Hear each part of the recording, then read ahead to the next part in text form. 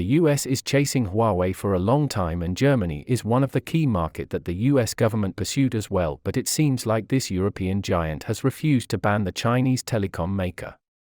According to Reuters, Germany doesn't want to follow US in banning Huawei as well as its network equipment. Germany's economy ministry spokesperson said that we may take an approach to take such actions in case-by-case basis instead of vanishing Huawei. By the way, in October the UK government pushed on with its plan to remove Huawei's 5G kit from the UK's networks by the end of 2027, after issuing legal notices to 35 UK operators. The government reinforced its stance that all Huawei technology must be removed from the UK's 5G public networks by the end of 2027, with legal documents handed to broadband and mobile operators today. The UK was initially poised to use Huawei kit, albeit at a market share cap of 35%, even amid the US restrictions, with then Prime Minister Boris Johnson giving Huawei a role in the build-out of the UK's 5G networks in January 2020. However, the UK government backtracked on this months later, amid pressure from conservative backbenchers and the US administration, which was then led by President Donald Trump. Now it seems that Germany is the only European country that bucks the trend. Why did Germany make such a decision? Perhaps we can find the answer from Scholz's visit to China. In the Merkel era, Germany was one of the European countries with the most stable relationship and the most extensive cooperation with China. However, since the establishment of a multi-party government in Germany, although Scholz intends to follow Merkel's diplomatic line toward China, the hawkish politicians headed by Annalena Baerbock and Robert Habeck are the main stumbling block for the Scholz government to promote cooperation with China. However, before Scholz's visit to China, he approved the acquisition of a 24.9% stake in Germany's port of Hamburg by China Ocean Shipping Company, COSCO. It was not easy to approve the deal. In the cabinet he formed, all 6 subordinate ministries opposed the merger. Even so, Scholz, as the Prime Minister of the cabinet, had the final veto power. The objections of all the ministers were invalid, and the Prime Minister approved the matter. Moreover, on the first day of Scholz's visit to China, China gave him a big gift. China and Germany signed a framework agreement on the purchase of 140 large Airbus aircraft, including 132 A320 series aircraft and 8 A350 aircraft, with a total value of about $17 billion. First, we need to understand what a framework agreement is. It is actually an agreement of intent, which is an informal written commitment. In other words, this is not a commercial contract in the legal sense. That is to say, I will need 140 large aircraft in the next few years, because we have a good relationship, so I will sign a written agreement with you. Whether this framework agreement can be implemented depends on a good relationship between the two of us. If we don't get along well, I can cancel at any time. Therefore, these agreements are more like a bargaining chip in Sino-German relations. Even so, in my opinion, China and Germany signed a framework agreement on the procurement of 140 large Airbus aircraft, which still has 3 major meanings. The first is to stabilize Sino-EU relations. Russia has been deeply involved in the Ukrainian battlefield and is no longer regarded by the United States as the number 1 potential threat. Before the Russo-Ukraine war, Russia stood in front of China and helped China share a large part of the strategic pressure. But after the war, China has been regarded by the United States as the only and strongest potential competitor. At this time, the strategic pressure of the United States will return to the Asia-Pacific sooner or later, and it will continue to increase. Therefore, the EU is a worthy target for China to go after. The second is to suppress Boeing. Everyone knows that Boeing is Airbus' biggest competitor. China is the world's largest buyer of airliners.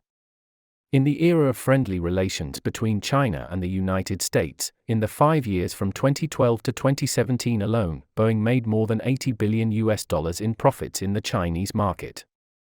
This is a lucrative market. Those years when Boeing was proud in China corresponded exactly to those years when Airbus was frustrated. In the face of huge orders from China, Boeing has overwhelmed Airbus and firmly occupied the seat of the world's largest passenger aircraft supplier. However, with the frequent accidents of Boeing 737 series airliners and the start of the Sino-US trade war, European Airbus ushered in the opportunity to overtake. Compared with Boeing, Airbus is obviously more sincere to the Chinese market. Airbus has 3 major production bases in the world, located in Toulouse, France, Hamburg, Germany, and Tianjin, China. It not only created a large number of high-paying jobs for China, but also provided a good environment for the growth of China's domestic supply chain for large passenger aircraft. European Airbus has in fact been deeply bound with the Chinese market. When China and Airbus work closely together, the biggest loser is Boeing. With the upcoming mass production and delivery of the C919 large airliner, Boeing is no longer even a backup in China.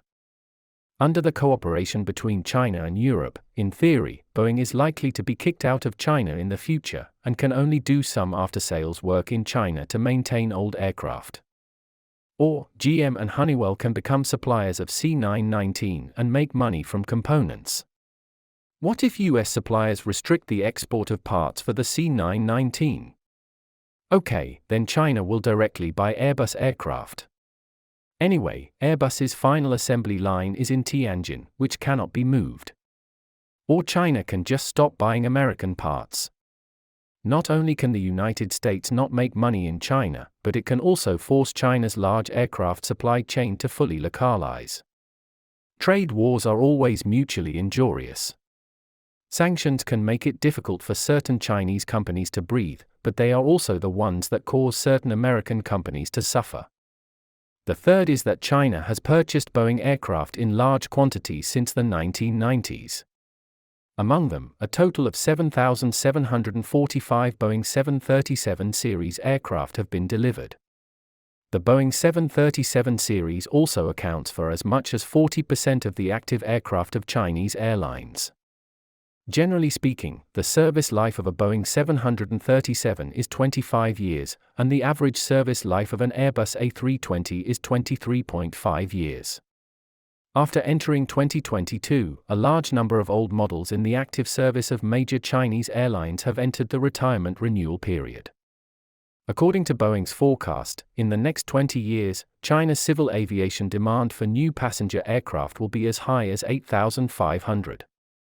Relying solely on the production capacity of the C919 is far from enough, and the demand for Airbus aircraft is huge.